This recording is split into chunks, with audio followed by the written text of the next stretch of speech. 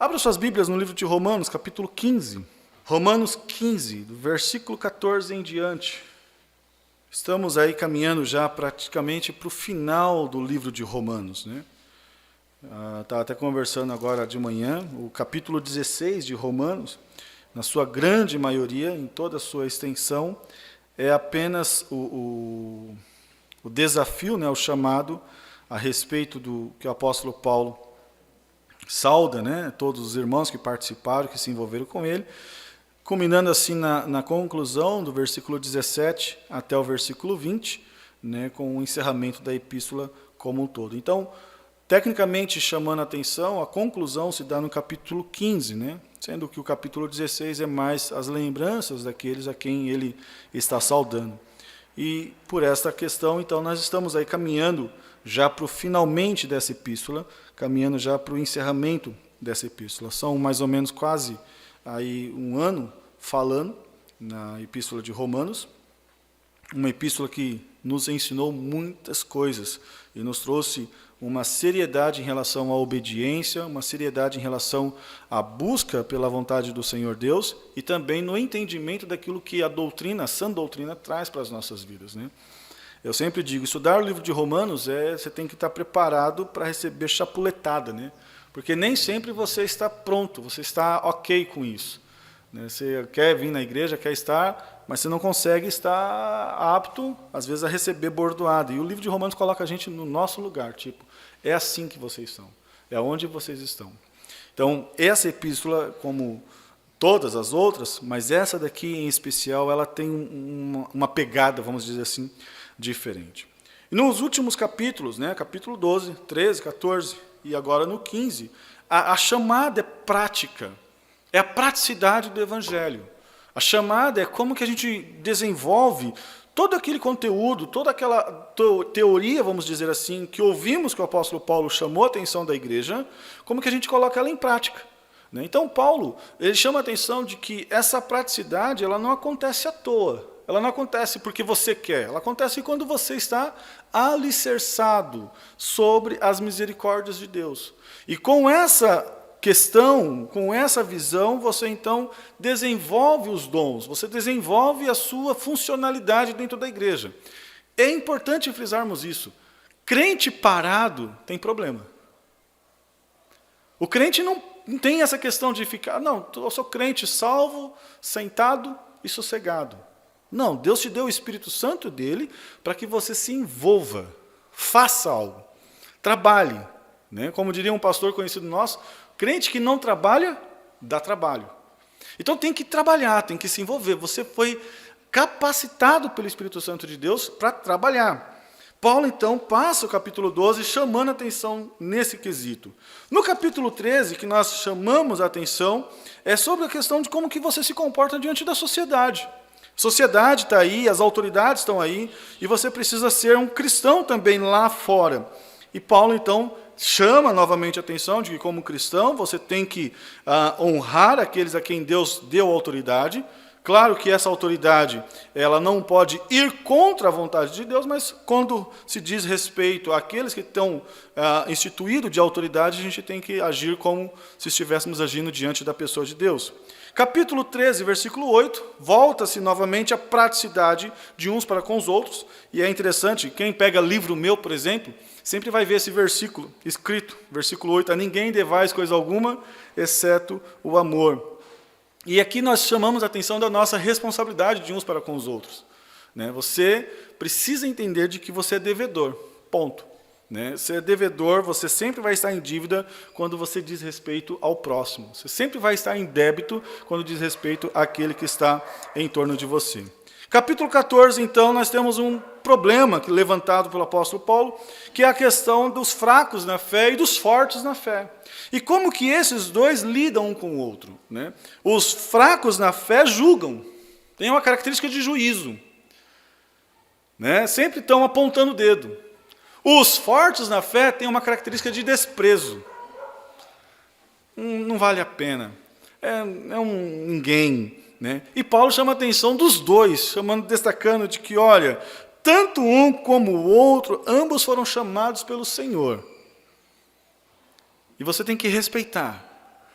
Você tem que trilhar essa jornada cristã respeitando um ao outro. E aí ele destaca nos versículos finais do capítulo 14 de que isso é possível por causa daquilo que você olha e vê na pessoa do Senhor Jesus Cristo, chamando a atenção sobre a sua liberdade cristã, de que, olha, não faça da sua liberdade um meio de tropeço para o seu próximo. Muito pelo contrário, use a sua liberdade para edificação. E esse talvez seja o maior problema que nós temos como igreja. Porque a igreja, de um modo geral, quando eu digo o maior problema que nós temos como igreja, não é só a Igreja Batista de Itararé, é a igreja de um modo geral. E a igreja que tem presenciado, que está existente hoje em dia, ela é uma igreja sim, ela é uma igreja que você tem os crentes fortes e os crentes fracos. E ambos estão se degladiando. Só que nós precisamos entender de que nós existimos para edificação mútua. É um preocupando com o crescimento do outro. Então, quando a gente senta, às vezes, para falar, se for falar coisa boa, amém. Coisa negativa, se você não falou, se você não tratou com seu irmão, nem fale. Ó, irmão, vamos mudar o assunto dessa prosa? Vamos mudar o rumo? Porque é melhor assim. Né? Porque, às vezes, a gente acaba se envolvendo com coisinhas que não vão levar a gente a lugar nenhum. Só vai fazer da gente fofoqueiro. Capítulo 15, então, nós vimos que tudo isso é possível. Quando? Quando você mira, quando você foca na pessoa do Senhor Jesus Cristo. O padrão de relacionamento, o padrão de que você tem que fazer algo pelo seu irmão, pelo seu próximo, e aí eu chamei a atenção quando a gente falou em Romanos 14, de que o Evangelho, às vezes a gente tem o Evangelho, segundo as Escrituras, que é o Evangelho sempre de servir ao outro. O evangelho existente nos dias de hoje, muitas vezes é voltado para si mesmo. Eu tenho que me dar bem, eu tenho que estar destacado, eu tenho que ter sucesso. Não. O evangelho é sempre servir, assim como Cristo serviu a nós. E essa pegada que o apóstolo Paulo descreve para a gente, ela chama muita atenção de que, olha, assim como Cristo fez, vocês também têm que fazer. Da maneira como que ele não agradou a si mesmo, mas como está escrito, sobre mim caíram as injúrias dos que te injuriavam. Porque tudo que dantes foi escrito para vosso ensino foi escrito para que pela paciência e consolação das Escrituras tenhamos esperança. O Deus da paciência e consolação vos conceda o mesmo sentimento de uns para com os outros, segundo Jesus Cristo. O parâmetro é Cristo. O exemplo a ser seguido é Cristo. E de uma forma prática, então, dos versículos 7 ao versículo 13, nós vimos, então, antes de eu estar ausente aqui da igreja, e novamente eu quero agradecer aos irmãos Nilton e ao irmão Carlos, que estiveram falando, o Carlos pela manhã e o Nilton à noite, aqui na igreja no domingo, e também o Carlos na quinta-feira. Que Deus abençoe a vida de vocês, né, e possa, assim, realmente continuar capacitando pela disposição e também pela palavra que pregaram. É muito bom quando a gente vê irmãos elogiando que não são da igreja. Né? Então, essa questão de WhatsApp ajuda por conta disso. Alguns irmãos falaram, olha, dê um abraço no irmão que falou na quinta-feira, no irmão que falou no domingo. Boa palavra, que Deus abençoe a vida deles. Então, o recado está dado, né, para todos vocês. É interessante notarmos que nessa dinâmica da pregação, nessa dinâmica do envolvimento com a palavra de Deus, tendo como referencial a pessoa do Senhor Jesus Cristo, o versículo 7 ao versículo 13, Paulo então vai destacar para a gente isso como prática. Né? Ou seja, Jesus é o exemplo a ser imitado. E como é que eu faço isso? Como é que eu coloco isso em prática? Paulo, então, destaca alguns princípios, né, que nós já destacamos na última mensagem, e então caminha-se para o encerramento. Ele caminha para uma forma, agora, conclusiva dessa epístola. Versículo 14 diz assim, eu próprio, meus irmãos, certo estou a respeito de vós mesmos, que estáis cheios de bondade, cheios de todo conhecimento, podendo admoestar-vos uns aos outros.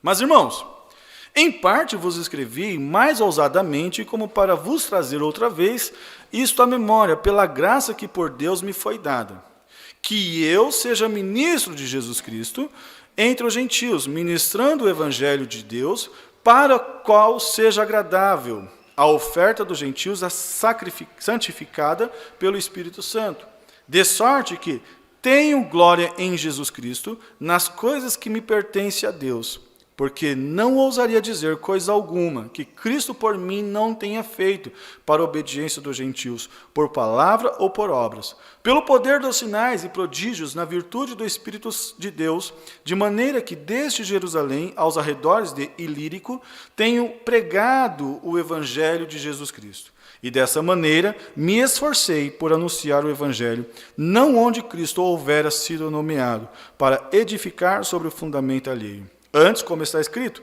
aqueles a quem não foi anunciado o verão, e os que não ouviram o entenderão.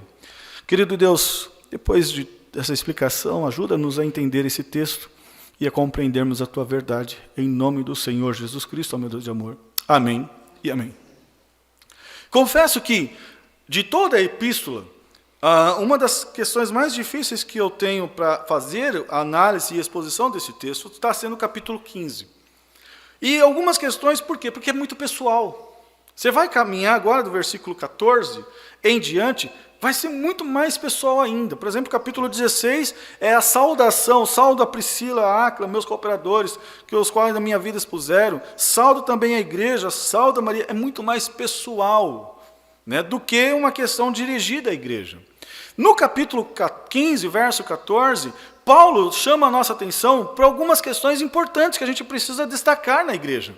Uma delas é que o cristão, aquele que realmente prioriza Cristo, aquele que realmente tem essa consciência do que Cristo está fazendo na sua vida, ele vai dar atenção também à vida dos outros. Veja como que Paulo chega à conclusão no 14. Eu próprio, meus irmãos, estou certo. Certo do quê? De que a respeito de vocês. Paulo começa escrevendo, e é interessante que essa epístola de Romanos, ela não é epístola de puxão de orelha, como é a epístola de Coríntios, como é a epístola de Efésios, que Paulo trata algumas questões que a igreja estava vivenciando. Essa epístola, como Tessalonicenses, ela não tem nenhum puxão de orelha. Talvez a única questão que você vai visualizar está ali no capítulo 12, quando Paulo chama a praticidade, mas ele vai destacar que isso já era uma prática dos romanos. Também como capítulo 8, quando ele descreve de que, olha, a gente que precisa entender de que viver na carne é uma coisa que vai contra a vontade do Senhor, nós temos que viver no Espírito.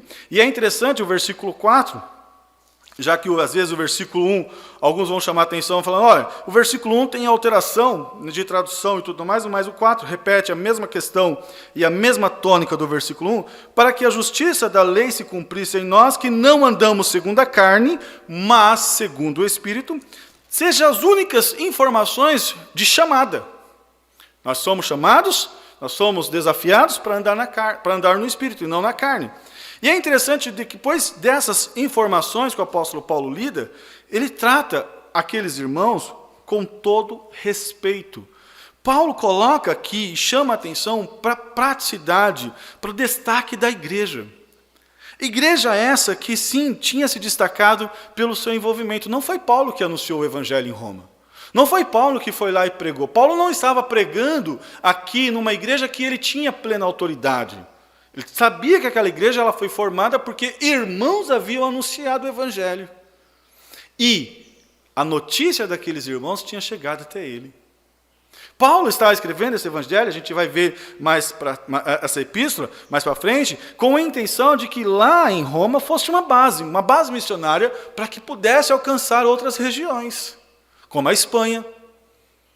Destacando de que já cheguei até, quando fala Ilírico, até a região da Albânia ali, né, perto da Iugoslávia, toda aquela região. Paulo destaca de que, olha, sem a base alguma, a gente conseguiu chegar até onde chegou. Agora imagina quando a gente tiver uma base, né, tivermos algo sólido, vamos impactar esse mundo. Esse era o desejo dele, mas algumas questões precisavam ser trazidas à tona. Paulo destaca 3 da igreja de Roma. A primeira delas, Paulo chama a atenção de que, olha, eu estou certo de que vocês mesmos estão cheios de bondade.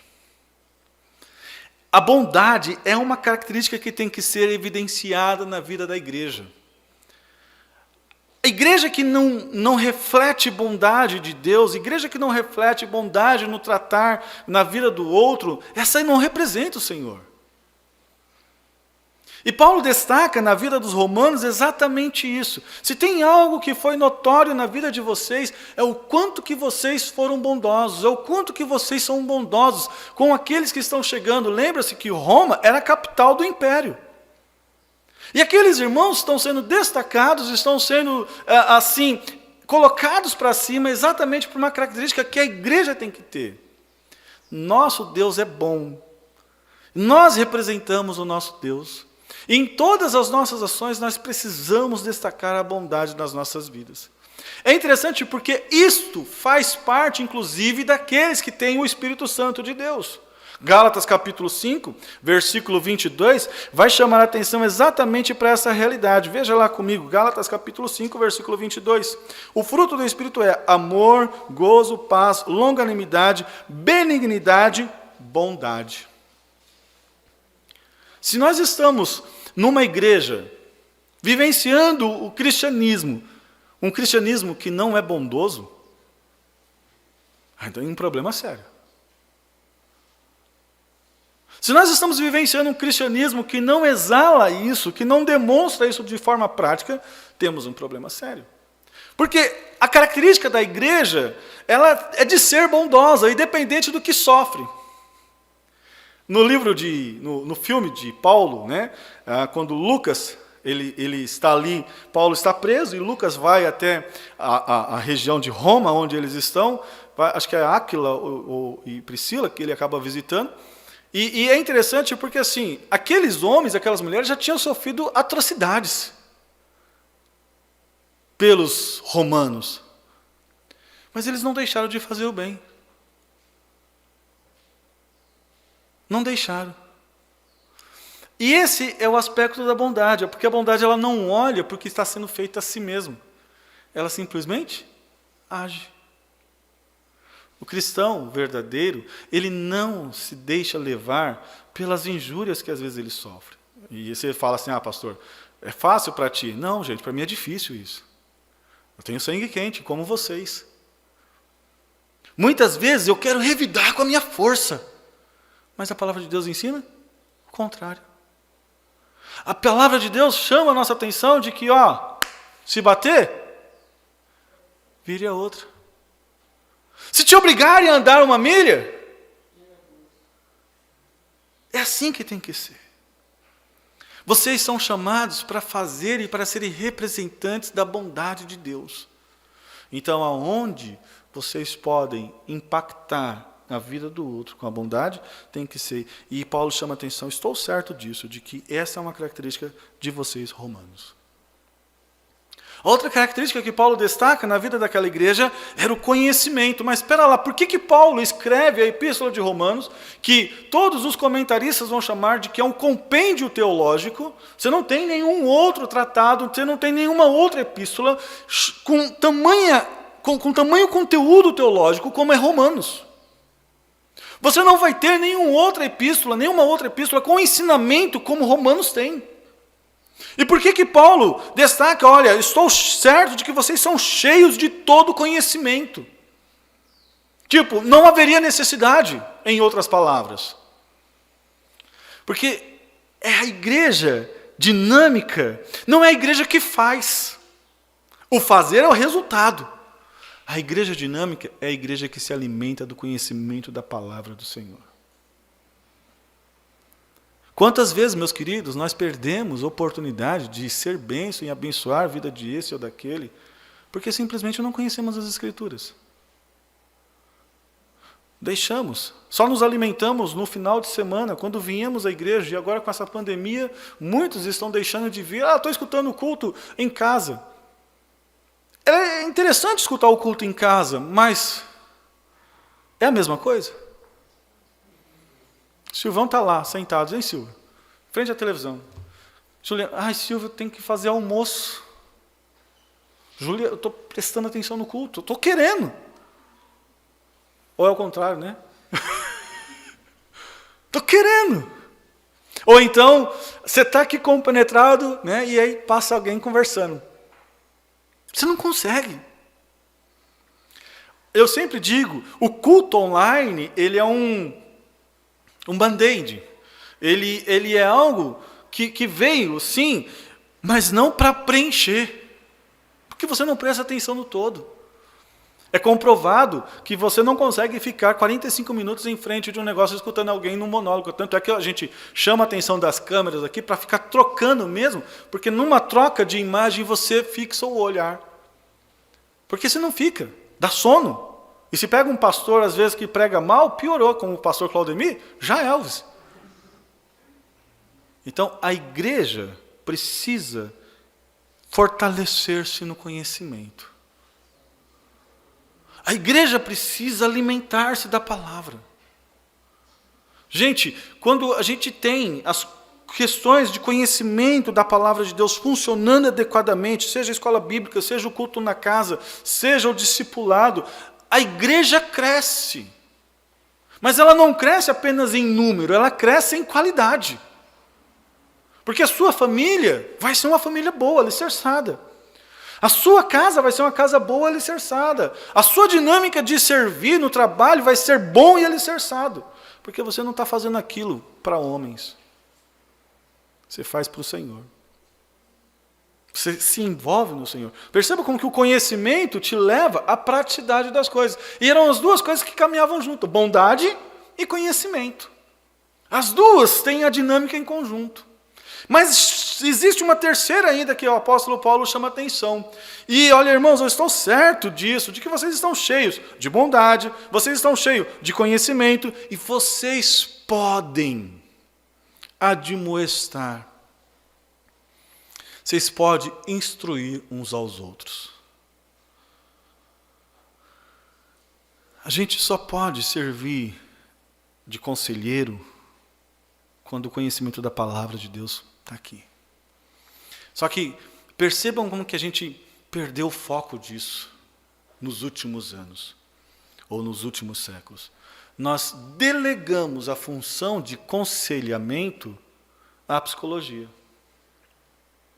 Delegamos.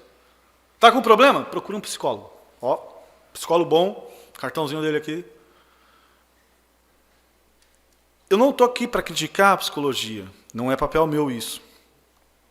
Mas eu entendo que muitas questões que estão no conteúdo da psicologia, muitos deles são resultados de pecado que não é a psicologia que vai tratar. O que vai tratar é a palavra de Deus. O que vai chamar a atenção do pecador é a palavra de Deus. E a palavra de, olha, eu estou certo de que vocês podem admoestar, vocês podem instruir, vocês podem conduzir, é que vocês que são espirituais, vocês que são cheios de bondade, vocês que têm o conhecimento da palavra de Deus, pode ser bênção na vida daquele que às vezes está tropeçando. E quando vocês deixam de fazer isso e delegam essa função para pessoas ímpias, pessoas que não conhecem, que simplesmente lidam com o resultado e não com a causa, não com o problema, nós temos uma catástrofe. Nós temos um problema sério. Se usarmos as ferramentas que às vezes a psicologia apresenta, mas colocarmos em primazia a palavra de Deus, pode até ter um resultado muito bom. Mas só a palavra de Deus já é um resultado fantástico.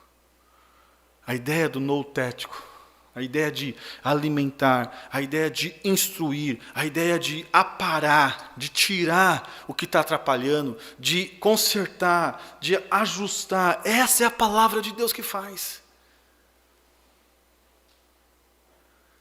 É a palavra de Deus que transforma o homem que era iracundo num homem generoso, num homem gentil. É a palavra de Deus que transforma um homem que fala feito um tagalera, que transforma ele num homem que aprende a ouvir. É a palavra de Deus que transforma a mulher que, conforme Provérbios registra, que é uma goteira, que transforma ela numa mulher virtuosa. Essa é a palavra de Deus, e Deus capacitou não apenas o pastor, mas capacitou a vocês.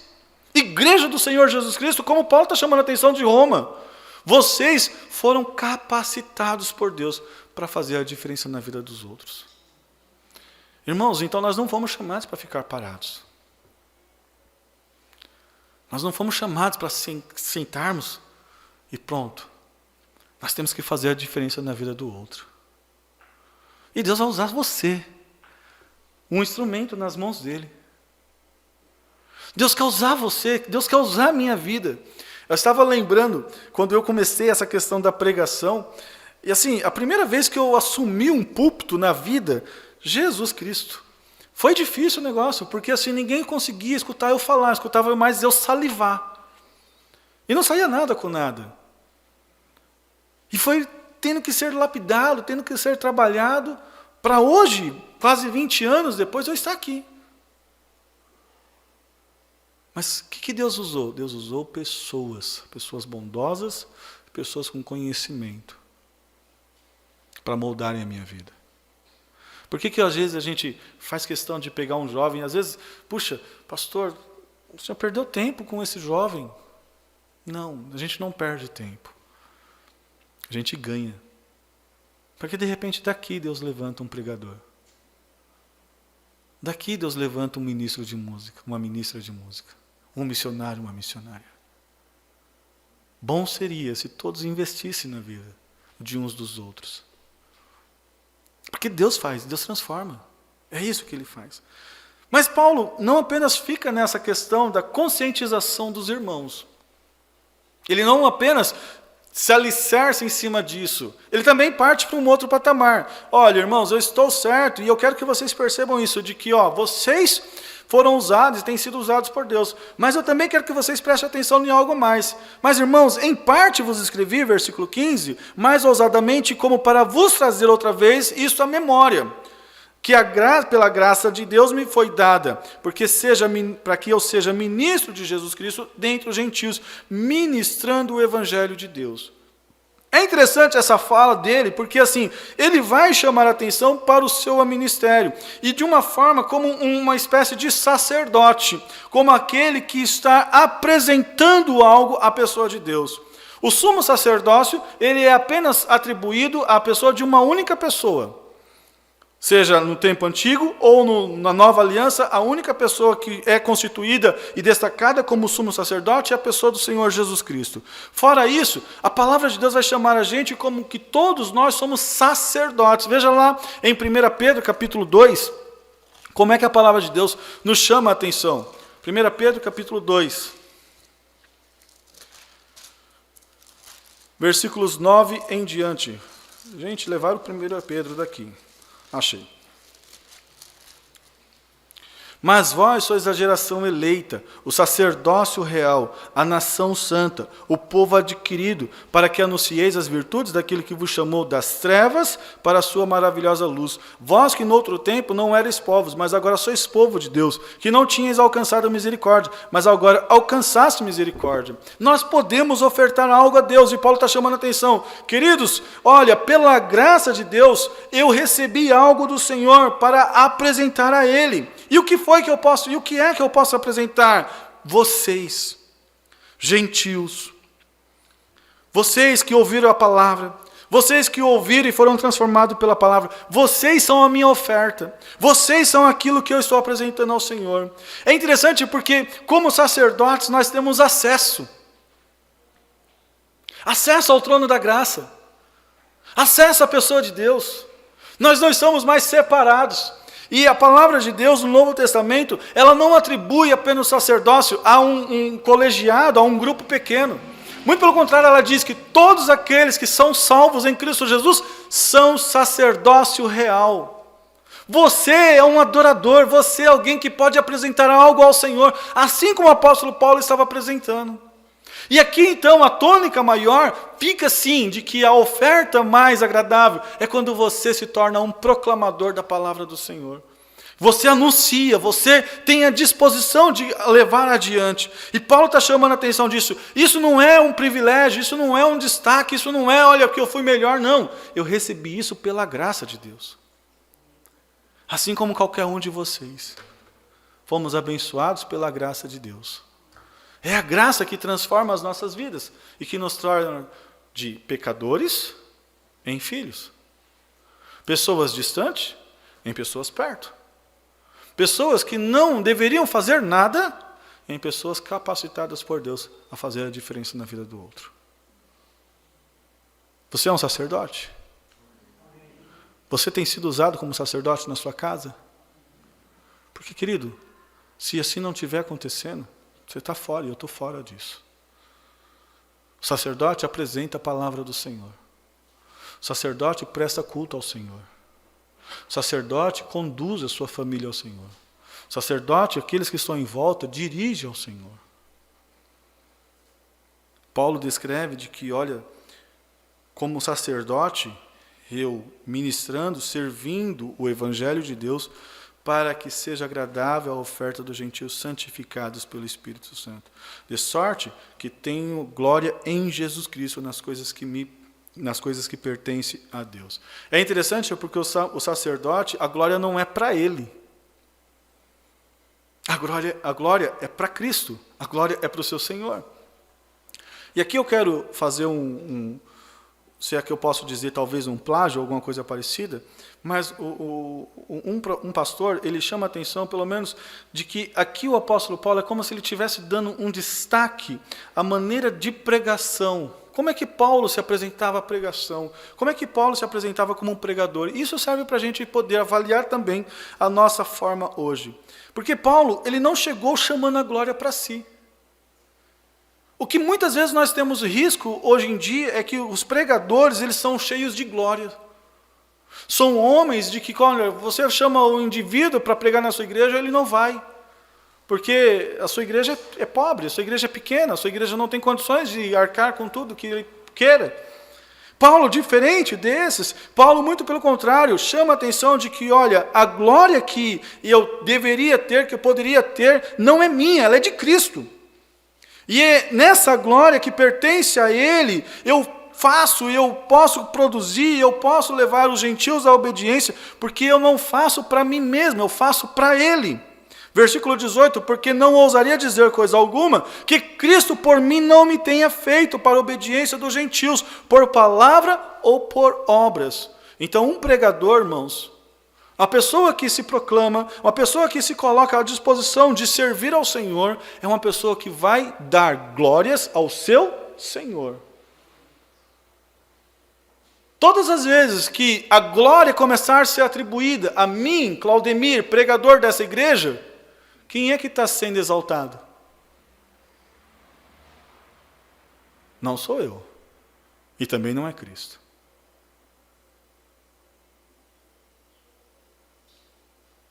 É o opositor. É o inimigo das nossas vidas. Porque Deus não compartilha a sua glória. Eu fui criado para glorificar a Deus.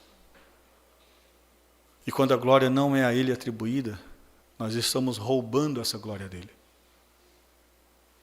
Então, como pregador, como proclamador da palavra de Deus, minha responsabilidade é levar as pessoas e eu a glorificar a pessoa do meu Deus.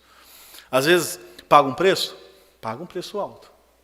Porque nem sempre, quando a gente quer somente viver e dar glórias à pessoa do Senhor Deus, a gente vai ser prático. Você paga um preço alto por aquilo. Porque você não está falando que as pessoas querem ouvir. Você está falando que as pessoas não querem ouvir. Você está falando que acima dessas pessoas existe alguém que elas prestam culto. Existe alguém que elas deveriam prestar honra. Existe alguém que elas deveriam servir. Existe alguém que elas deveriam se submeter. E ninguém gosta de se submeter. Então Paulo descreve para a gente, chamando a atenção, olha, o que eu fiz e o que eu faço e o que eu desenvolvo, eu fiz e faço porque Cristo tem que ser glorificado na minha vida. E foi glorificado. Conduzi os gentios à obediência, mas não foi uma questão minha. Foi Cristo Jesus que operou através disso em mim. Ou seja, eu fui apenas um instrumento. Um instrumento bem tocado faz uma diferença, mas ainda é um instrumento. Ele não é o que recebe a glória. Coloca um violino escandinavo na mão de qualquer pessoa que saiba tocar violino, ele vai tocar. Mas coloca num bom violonista, ele vai fazer uma diferença. Coloca uma bateria na mão de um baterista qualquer, ele vai tocar. Mas coloca a bateria na mão de um baterista fenomenal, e vocês vão ver a diferença. Assim é com baixo, assim é com teclado, assim é com violão e qualquer instrumento. Quando nós simplesmente se colocamos nas mãos do Senhor como instrumento, a glória sempre vai ser daquele que está operando, e nunca do instrumento. Paulo está chamando a atenção de que eu segundo o apóstolo Paulo, eu fui instrumento nas mãos do Senhor para que os gentios chegassem à obediência pela fé. E olha como que o apóstolo Paulo foi, né? Você pega lá Jerusalém, você sai de Jerusalém e ele foi subindo a Ásia Menor, chegando até a região da Iugoslávia, da Albânia. E está querendo fazer mais ainda. Está querendo mais ainda, porque é exatamente isso. Quem capacita, quem faz a diferença na vida da ovelha, na vida do instrumento, é Deus. Não é pastor, não é você com o seu dinheiro, ou eu com o meu dinheiro, com a minha saúde, não. Deus capacita aqueles que são incapacitados. Deus faz a diferença naquele que queira se colocar nas mãos dele. De maneira que o apóstolo Paulo, como é que ele se gloriava? Como é que ele trazia glória para si? Ele não lembrava das questões, muito pelo contrário, ele chamava a atenção. Olha, 1 Timóteo ele descreve lá, eu sou o pior dos pecadores. Eu não deveria ser usado. Se tem alguém que não deveria estar nessa disposição, era eu, porque eu sou o pior, eu não deveria estar aqui. Mas pela graça de Deus, eu estou sendo usado. Porque é assim que Deus faz. Ele pega o vaso de barro, o vaso que era para desonra, e ele transforma em vaso de honra. É assim que Deus faz. Ele não está olhando o que você tem no corpo, o que você fez no seu corpo. Se você se rendeu a Ele por completo, meu irmão, você vai ser um instrumento nas mãos dEle. O que vai fluir do seu coração, se você está em plena sintonia com Ele, de conhecimento, de bondade, você vai impactar a vida das pessoas. Mas você precisa entender, você é apenas um instrumento. Um instrumento nas mãos do Senhor. De maneira que o apóstolo Paulo, avançando um pouco mais, chama a nossa atenção para a primeira característica, que é aquele que prega, aquele que proclama, sempre vai glorificar ao Senhor. Na segunda característica, ele vai chamar a atenção de que aquele que prega, aquele que proclama, sempre vai ser um instrumento nas mãos do Senhor. E na sua terceira característica, versículo 19 em diante, pelo poder dos sinais e prodígios, na virtude do Espírito Santo de Deus, de maneira que desde Jerusalém aos arredores de Ilírico, tenho pregado o Evangelho de Jesus Cristo, e dessa maneira me esforcei por anunciar o Evangelho, não onde Cristo houvera sido nomeado, para não edificar sobre fundamento alheio. Paulo tinha um propósito. E Paulo não desistiu em relação àquele propósito. A gente se perde, às vezes, com tantas coisas. A gente não pode permitir se perder, deixar-se se levar. A gente não pode.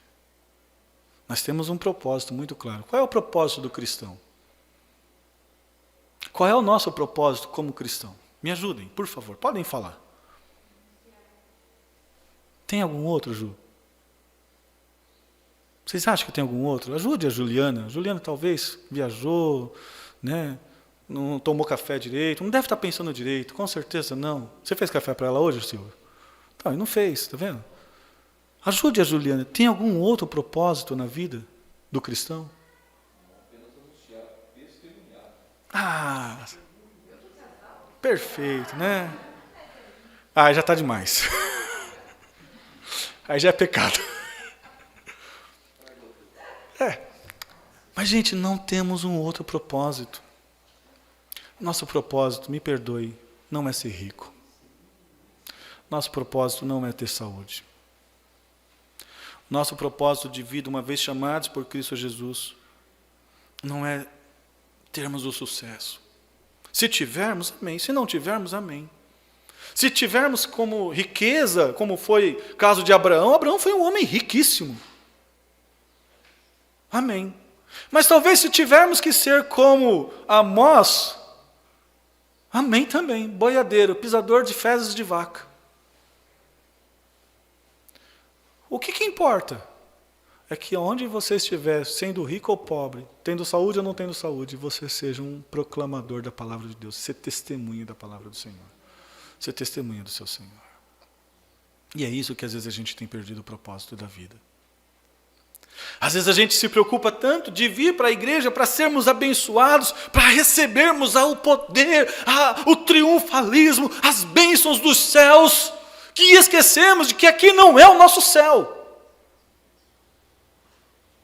Nosso céu ainda está lá, e é para lá que nós vamos. E olha, meu irmão, contente-se se Cristo te chamar hoje. Mas será muito melhor quando você chegar diante do Senhor, está aqui, Senhor, olha, eu fui o pior dos pecadores. Não, o pior não foi eu, foi Paulo, mas eu estava caminhando perto dele, estava junto com ele. Mas através de mim, pessoas conheceram do Senhor, porque o Senhor me capacitou a vivenciar de acordo com a tua palavra. O Senhor me capacitou a testemunhar da tua palavra. O Senhor me capacitou a viver uma vida de acordo com a tua vontade. E por meio disso, Deus, pessoas sentiram o aroma do Senhor na minha vida. Gente, esse é o propósito maior que o apóstolo Paulo está apresentando aqui. A minha vida como apóstolo, ela está autorizada. Não porque eu fui um grande homem, não porque eu fui o bambambam, muito pelo contrário. Tudo aquilo que o mundo julgava como qualidades, como valores, como coisas excepcionais, Paulo chama atenção em Filipenses, que eram considerados como esterco, como lixo. Mas quando o apóstolo Paulo quer usar sua força e vai até Deus e fala, Deus, deixa só eu ser um pouquinho só. Aí Deus fala assim, Paulo, a minha graça te basta. De maneira que eu me gloriarei muito mais nas minhas fraquezas, nas minhas situações complexas, para que em mim o poder do Senhor seja destacado. Deus quer usar a tua vida, meu irmão, Deus quer usar a minha vida, para que o poder do Evangelho alcance mais vidas. Deus quer usar as nossas vidas no dia a dia. Com pandemia, sem pandemia. No trabalho, sem trabalho. Você é um proclamador do Senhor Jesus. A sua vida foi chamada para ter sentido. Sua vida é vida com Cristo. E Deus pode te abençoar em ter coisas e não ter coisas. Mas ainda assim você é um proclamador da graça do Senhor. E você tem a maior riqueza de todos. E me faz lembrar da minha mãe, quando alguém falava para ela, ei, dona Zé, a senhora está rica. Ela falava assim, sem entendimento, mas ela falava, só se for da graça de Deus. Mal sabia ela que ela estava falando da maior riqueza das riquezas. Eu sou rico. Eu sou rico da graça de Deus. E essa eu tenho que compartilhar sempre. Terminando então, a gente vai continuar à noite, se Deus assim nos permitir. Versículo 20 e 21. E dessa maneira me esforcei por anunciar o Evangelho, onde Cristo não houvera sido anunciado, nomeado, para não edificar sobre fundamento alheio. Aqui, alguns vão falar, tá vendo? Paulo está chamando a atenção que não é para pregar o Evangelho onde tem igreja. Não é essa a questão. Paulo tinha um propósito, Paulo tinha uma missão, de anunciar o Evangelho onde não tinha. Mas isso não quer dizer que se chegasse outro ali e ousasse e fizesse daquele trabalho que ele tinha feito um trampolim para alavancar o trabalho, estava errado. Apolo fez isso com os coríntios. E Paulo chama, um semeou, o outro regou, mas quem deu crescimento? Acabou. Então, se chegar alguém aqui, eu sou pastor na Igreja Batista há 10 anos, nessa Igreja Batista. Há 10 anos. Mas não fui eu que iniciei o trabalho. Não fui eu. Foi um tal de Daniel Strovsky, alguma coisa parecida assim. E nem foi ele. Foi um tal de família Jankowski.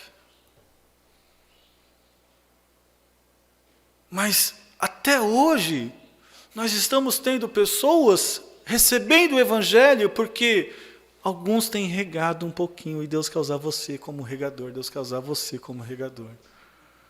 A semente já foi lançada na cidade de Itararé e graças ao bom Deus temos não apenas a Igreja Batista, mas nós temos a Igreja Assembleia de Deus, nós temos a Igreja Presbiteriana, nós temos a Igreja IR, nós temos outras igrejas quadrangular e assim vai sucessivamente. Se estão pregando de acordo com aquilo que eu entendo, não compete a mim. Talvez eu queira ser forte e começo a menosprezar, talvez eu queira ser fraco e eu comece a julgar. Não compete a você. Não compete. O que compete a você? Faça o teu trabalho. Faça o teu trabalho. Ponto. Você já falou de Cristo para alguém hoje? Você já compartilhou?